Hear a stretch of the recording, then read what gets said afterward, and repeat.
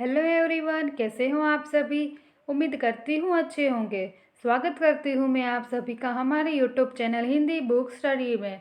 आज मैं आप लोगों को इस वीडियो में बताने वाली हूँ स्टैंडर्ड 10th की हिंदी पाठ्य पुस्तक में दिए गए 13 पोयम कविता, जिसका शीर्षक है साधु प्रदेश। साधु प्रदेश ये इस कविता का नाम है और ये लिखी है काका हाथरसी जी ने। तो उनके बारे में पहले देख लेते हैं, फिर मैं आपको काव्य का एक्सप्लेनेशन बताऊंगी, फिर हम लोग स्वाध्याय देखेंगे। तो बने रहिएगा हमारे साथ इस वीडियो में, ताकि आप लोगों को साधु प्रदेश जो कविता दे रखी है 10th स्टैंडर्ड में, वो आपको अच्छे से समझ में आ जाए। ठीक है, तो शुरुआत करते हैं हम अब इसमें। तो हमेशा की तरह पहले देख लेते हैं हम लोग एक सुविचार, फिर नेक्स्ट देखेंगे कि कविता के लेखक कवि के बारे में। तो आज का सुविचार है, आज का दिन भले खराब गया है परंतु कोई बात नहीं, कल ज़रूर अच्छा जाएगा। ऑलवेज भी पॉजिटिव रहिए। मैं यही कहूँगी कि कुछ भी बुरा हो रहा हो, लेकिन फिर भी यही सोचे कि ये जो हो रहा है वो भगवान की कृपा से हो रहा है, लेकिन कोई टेंशन नहीं हो, उसमें आपका ही भला है। लेकिन फिर भी आपको ऐसा लग रहा होगा कि नहीं, कि जो हो रहा है वो गलत हो रहा है, लेकिन उसमें आपका ही भला होता है, ट्रस्ट मी। तो देखते हम अभी काका हाथरस जी के बारे में। तो ये इनके कवि है, इस कविता के 13 कविता के पोयम के कवि है काका हाथरसी जी। उनका जन्म हुआ था 1906 में और उनका निधन हुआ था 1995 में। ठीक है, इनके बारे में आपको टेक्स्ट बुक में कुछ 3 पैराग्राफ में दे रखा है आपको। तो पहले मैं वो आपको बता देती हूँ, फिर हम लोग आगे पोयम का एक्सप्लेनेशन देखेंगे। तो काका हाथरसी हिंदी के जाने माने हास्य व्यंग्यकार थे। आपने हिंदी जगत में एक विशेष पहचान बनाई है। मतलब कवि के बारे में बोल रहे हैं।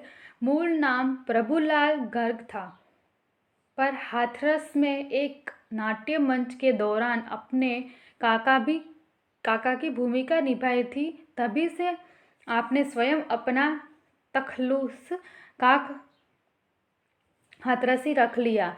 हिंदी में हास्य कवियों का मंच देने का श्रेय आपको जाता है। जहाँ कहीं भी हास्य कवि सम्मेलन आयोजित होते थे, वहाँ काका की अनिवार्य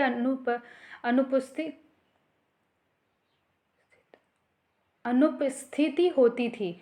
हिंदी की सुविख्यात पत्र पत्रिकाएं यथा धर्मयुग, साप्ताहिक हिंदुस्तान, वीणा आदि में आपकी रचनाएं नियमित रूप से प्रकाशित होती रहती थी। कुल मिलाकर आपके नाम 42 संकलन मिलते हैं। व्यंग्य हास्य के क्षेत्र में आपके सुपुत्र निर्भय हाथरसी का नाम भी प्रसिद्ध है। आप लोगों को बताया कवि के पुत्र का नाम भी निर्भय हाथरस जी उनके पुत्र है। आगे बोला है 1985 में आपको भारत सरकार द्वारा प्रतिष्ठित पद्मश्री से सम्मानित किया गया। ये काका हाथरस जी के बारे में बोल रहे हैं। हिंदी अकादमी दिल्ली द्वारा प्रति वर्ष काका हाथरसी पुरस्कार दिया जाता है। आगे जो लास्ट पैराग्राफ में बोला है, इसमें आपको कविता के बारे में बोला है। प्रस्तुत रचना में ढोंगी धूर्त बाबाओं की लीला का चित्रण किया गया है। साधु प्रदेश शीर्षक से तो लगता है साधु अर्थात सज्जन का उपदेश होगा, पर कवि ने व्यंग शैली अपनाकर ऐसे साधु ढोंगी बाबा आदि के प्रति अपमान आक्रोश प्रकट किया है। पोथी पढ़ने और मारा फेरने से कुछ नहीं होता। एक और हम राम नाम जपते हैं, गोमुखी में हाथ डाल माला के दाने को फेरते हैं, तो दूसरी और मीठी छुरी भी चलाते हैं। ये तथाकथित साधु बाबा न तो ज़्यादा पढ़े लिखे होते हैं न ज्ञानी, इसलिए भक्तों द्वारा पूछे गए प्रश्नों का उत्तर न देने पड़े, इसे हेतु मौनी बाबा का स्वांग रचते हैं, बैठते रहते हैं। ये मौन रखकर जीव जगत और माया संबंधित असंगत बातें, मनगढ़ंत बातें किया जाते हैं। तो ये था इनके बारे ये फर्स्ट आपको इसके पुस्तक में दे रखा है वो 3 पैराग्राफ। नेक्स्ट है साधु प्रदेश मैंने पूरी कविता यहाँ पे लिखी है और उसके बारे में मैं आपको 1 बाय 1 एक्सप्रेशन दूंगी। मैं पूरा जो पैराग्राफ है ना, आई प्रिय भक्तगण से लेकर छुरी चलती रहे वहाँ तक मैं पूरे एक एक साथ में एक्सप्लेन करूँगी, ठीक है। तो यहाँ पे बोला है, आइए प्रिय भक्तगण, उपदेश कुछ सुन लीजिए, पढ़ चुके हैं बहुत पोथी, आज कुछ गुण लीजिए। हाथ में हो गौमुखी माला सदा हिलती रहे, नम्र ऊपर से बने भीतर छुरी चलती रहे। तो यहाँ से कवि ये बताना चाहते हैं, ये एक्सप्लेन करना चाहते हैं आपको। ढोंगी साधु अपने भक्तों को उपदेश देते हुए कहते हैं कि आप लोगों ने यूँ तो अनेक ग्रंथ और अनेक पुस्तकों लिखी होगी, आज आप मेरे भी कुछ गुण ले लीजिए। आप अपने हाथ में हमेशा माला लेकर गोमुखी में उसे फिराते रहिए, ताकि लोगों को यह लगे कि आप ईश्वर के नाम पर का जाप करते रहते हैं। इसके अलावा ऊपर से आप ऐसा दिखाते करते हैं रहिए कि आप बहुत विनम्र हैं, लेकिन अंदर से आप छल कपट करने से मत चूकिए।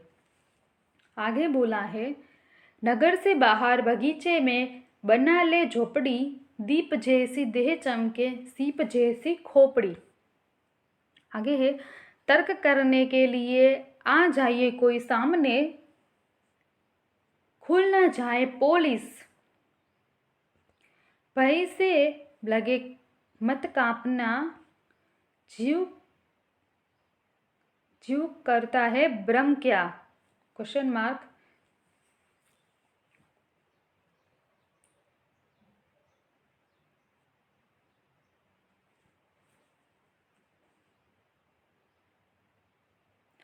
तो इसका अर्थ होता है, ढोंग करने के लिए ऊपरी दिखावा करना जरूरी है, इसलिए साधु का सच्चा वेश बनाने के लिए कुछ चीज़ों का सहारा ले लीजिए। इसके लिए आप अपने शहर से दूर किसी बगीचे में एक झोपड़ी बनाकर उसी में रहिए। सच्चा साधु दिखाइए देने के लिए मुंडन करा लीजिए, जिससे आपका सिर सिप्पा की तरह चमकता रहे। शरीर का भी चंदन आदि से श्रृंगार करते रहे, ताकि आपको शरीर चमकता हुआ दिखाई दे। यदि कोई व्यक्ति आपसे किसी विषय पर तर्क करे तो उसे डर कर भयभीत न हो। डरे नहीं कि आपकी पोल खुल जाएगी, बल्कि हिम्मत से काम ले और निडर बने रहे। तू कौन है, मैं कौन हूँ, क्वेश्चन मार्क स्लेट पर लिखे दो महोदय। आजकल मैं मौन हूँ, धर्म संकट शीघ्र ही इस युक्ति से कट जाए। सामने से तार्किक विद्वान सब हट जाएंगे।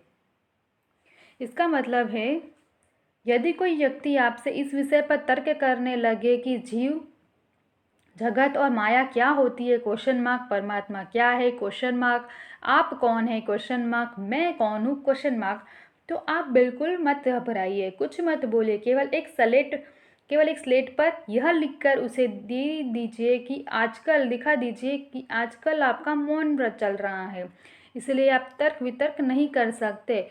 इस उपाय से आप एकदम मुक्त हो जाएंगे। तर्क करने वाले अपने आप वहाँ से चले जाएंगे। नेक्स्ट आपको बोला है लास्ट पैराग्राफ में, किए जा निष्काम सेवा, सब फलेचा छोड़कर, याद फल की जब सताए का पपीता तोड़कर। स्वर्ग का झगड़ा गया, भय भी नरक का छोड़ दे, पाप घट भर जाए तो काशी पहुँच कर फोड़ दे। इसका ये अर्थ होता है, अब बिना किसी काम या इच्छा से लोगों की सेवा करते रहिए।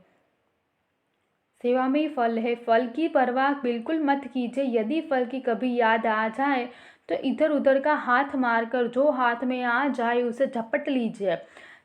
स्वर्ग प्राप्ति से कोई वास्ता मत रखिए, नरक में जाने का डर भी मन में से निकाल दीजिए। यदि आपके पापों का घड़ा भर जाए, यानी आप पाप ज़्यादा हो जाए, तो चिंता मत कीजिए, सीधे पाप मोचनी काशी चले जाइए। वहाँ आपके सारे पाप बिल्कुल साबुन के चुटकी बजाते धुल जाएंगे। तो ये इसका एक्सप्लेनेशन था।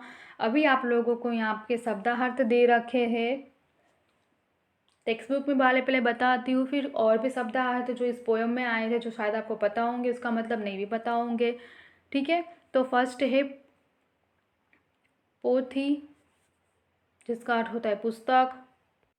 स्वाध्याय में आप लोगों को बाद में बताती हूँ, पूरा शब्दार्थ बता रही हूँ। फर्स्ट मैंने बोला था पोथी, जिसका अर्थ होता है पुस्तक। नेक्स्ट है गौमुखी, मतलब होता है ऐसी थैली जिसमें माला रखकर नाम स्मरण किया जाता है। फिर है तर्क, मतलब दलील करना। फिर है पोल, मतलब रहस्य दोष। फिर धर्म संकट, जिसका अर्थ होता है मुश्किल। फिर है निष्काम, मतलब निरपेक्ष, बिना किसी काम के, निस्वार्थ। नेक्स्ट है भक्तगण, शब्द का अर्थ है भक्त लोगों। फिर उपदेश, मतलब हित की बातें, सीख। फिर नेक्स्ट है झोपड़ी, मतलब कुटिया। फिर नगर, मतलब शहर। फिर छुरी चराना, मतलब कपट करना। फिर नम्र, मतलब विनम्र। दीप, मतलब दिव्य। देह, मतलब शरीर। सीप, मतलब सीपी। खोपड़ी, मतलब सिर। तर्क, मतलब दलील, जो कि मैंने अभी आपको बताया। जीव, मतलब आत्मा। ब्रह्मा, मतलब परमात्मा, ईश्वर। मौन, मतलब चुप रहना, मुनियों का व्रत। धर्म संकट, मतलब ऐसी स्थिति जिसमें धर्म का पालन करना कठिन हो। युक्ति, मतलब तरकीब, तार्किक, मतलब तर्कशास्त्र का जानकार। फिर है फलेच्छा, जिसका अर्थ होता है फल की इच्छा।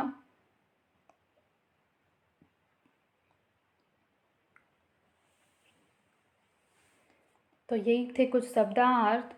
अभी देखते हैं इसका स्वाध्याय। तो स्वाध्याय में पहले आपको पूछा है, निम्नलिखित प्रश्नों के नीचे दिए गए विकल्पों में से सही विकल्प चुनकर उत्तर लिखिए। ओके, तो फर्स्ट पूछा है, कवि भक्तगण को कौन से गुण ग्रहण करने की बात करते हुए व्यंग्य करते हैं? तो उत्तर में लिखना आप लोग। उत्तर में आएगा हाथ में गोमुखी लेकर ईश्वर स्मरण करना। नेक्स्ट पूछा है, आजकल के साधु के सामने कोई तर्क करने आए तो वे क्या युक्ति करेंगे? तो उत्तर में आप लोग लिखना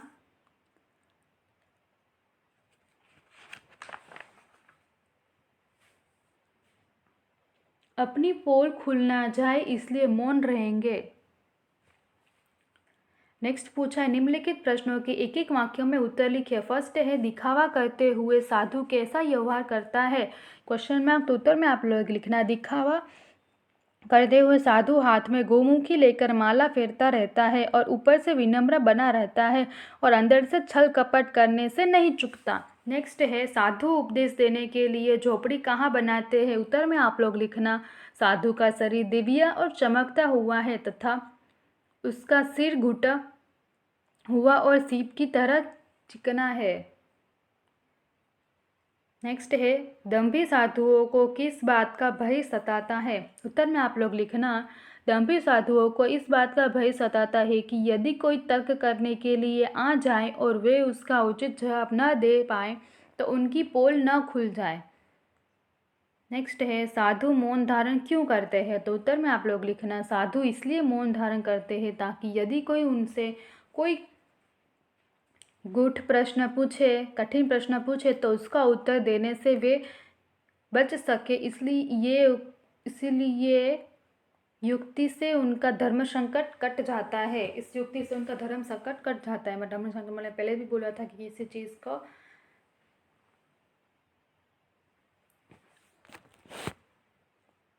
मुश्किल में डालना। नेक्स्ट आप लोगों को पूछा है टेक्स्ट बुक में, निम्नलिखित प्रश्नों के 2-3 वाक्य में उत्तर लिखिए। फर्स्ट है उसमें, ढोंगी साधु भक्त जनों को क्या उपदेश देते हैं? तो उत्तर में आप लोग लिखना, ढोंगी साधु अपने भक्तजनों को उपदेश देते हैं कि वे अपने हाथ में गोमुखी लेकर माला फिराने का ढोंग करते रहे, ऊपर से विनम्र और सज्जन दिखने का ढोंग करते रहे पर अंदर से छल कपट करने से न झुके। शहर से दूर झोपड़ियों बनाकर निवास करे और सिर मुड़ा कर चंदन आदि से श्रृंगार करते रहे। मौन व्रत धारण करे, फल की इच्छा न करे, न की परवाह न करे और खूब पाप करे।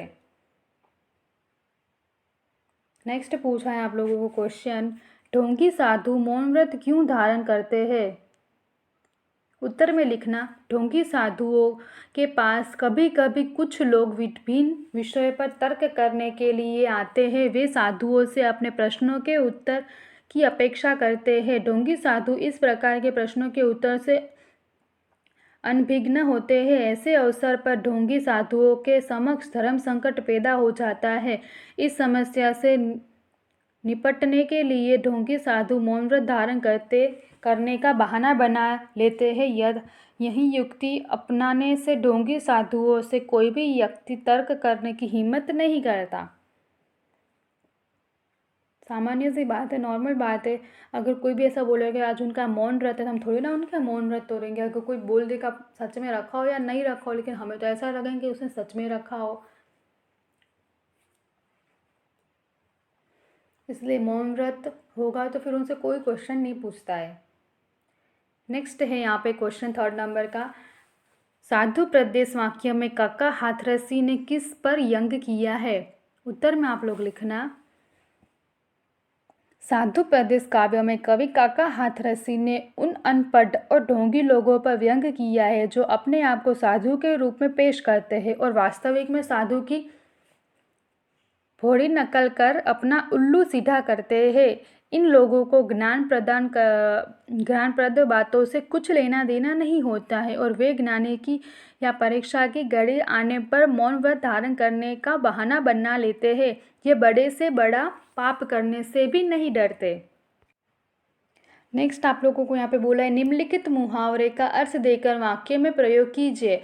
तो पोल खोलना मतलब ये मुहावरा आपको दे रखा है, उसका अर्थ भी बताना है और वाक्य प्रयोग भी करना है। तो पोल खोलने का अर्थ होता है रहस्य प्रकट करना, दोष उजागर करना, जिसका वाक्य में हम लोग लिखेंगे, चुनाव में खड़े हुए युवा उम्मीदवारों ने भ्रष्ट युद्ध नेता की पोल खोल दी। पोल खोल देना मतलब किसी का रहस्य बता देना। नेक्स्ट पूछा है आप लोगों को यहाँ पे, निम्नलिखित शब्दों के विरोधी शब्द दीजिए। ठीक है, तो यहाँ पे आप लोगों को जो विरोधी शब्द पूछे तो वो आपको बताने हैं। तो फर्स्ट विरोधी शब्द जो है वो है प्रिय, जिसका विरोधी शब्द बनेगा अप्रिय। नेक्स्ट है नम्र, जिसका विरोधी बनेगा उद्दंड। नेक्स्ट है भीतर, जिसका विरोधी बनेगा बाहर। फिर नेक्स्ट है भय, मतलब इसका विरोधी शब्द बनेगा निडर, निर्भयता। नेक्स्ट है मौन, तो इसके विरोधी में लिखना मुखर। नेक्स्ट पूछा है, निम्नलिखित शब्दों के विशेषण बनाइए। विशेषण आप लोगों को बनाना है। तो फर्स्ट आप लोगों को यहाँ पे पूछा है विशेषण में स्वर्ग, तो इसका होगा स्वर्गीय। नेक्स्ट है चमक, जिसका होगा चमकीला। नेक्स्ट है तर्क, जिसका बनेगा विशेषण तार्किक। नेक्स्ट है धर्म, जिसका बनेगा धार्मिक। ये आप लोगों को ध्यान में रखना है और ये पूछा जाता है एग्जाम्स में, तो आप लोग बहुत अच्छे से व्याकरण करके जाना, क्योंकि ज़्यादातर लोगों के मार्क्स उसी में कम होते, उसी में बहुत सारे कट हो जाते हैं कि वो लोग गलत लिख के आते हैं। तो ध्यान से सुनना और लिखना। अभी नेक्स्ट है देह, जिसका होगा देहिक। नेक्स्ट है नगर, मतलब नागरिक। नेक्स्ट आप लोगों को पूछा है, निम्नलिखित शब्दों की भाववाचक संज्ञा बनाइए। भाववाचक संज्ञा बनानी है आप लोगों को यहाँ पे। तो भाववाचक संज्ञा में जो शब्द दे रखा है, पहला वो है नम्र, जिसका बनेगा नम्रता। नेक्स्ट है कांपना, जिसका बनेगा कंपन। नेक्स्ट है गुणी, जिसका बनेगा गुण। नेक्स्ट है भयभीत, जिसका होगा भयभीति। नेक्स्ट पूछा है और लास्ट ये व्याकरण में भी और ये स्वाध्याय भी इसका 13 पोयम का, निम्नलिखित शब्दों का कर्तुवाचक संज्ञा बनाइए। तो उपदेश का कर्तुवाचक संज्ञा बनाने को आप लोगों को यहाँ पे बोला है। तो जो ये कर्तुवाचक संज्ञा में फर्स्ट है उपदेश, इसका कर्तुवाचक संज्ञा में उत्तर लिखना है आप लोगों को।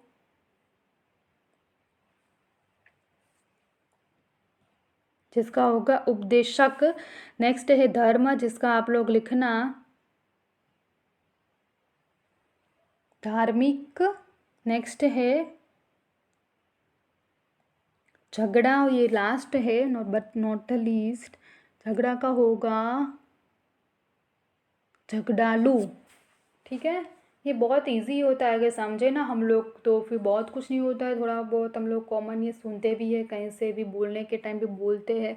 व्याकरण इतना कठिन नहीं होता, इसलिए उसको प्रेशर मत समझिएगा, ध्यान से अच्छे से समझिएगा फिर लिखिएगा। Thank you for watching my video. Thank you. अभी तक आप लोगों ने हमारी चैनल को सब्सक्राइब ना किया हो तो जल्द से जल्द सब्सक्राइब कर दीजिएगा।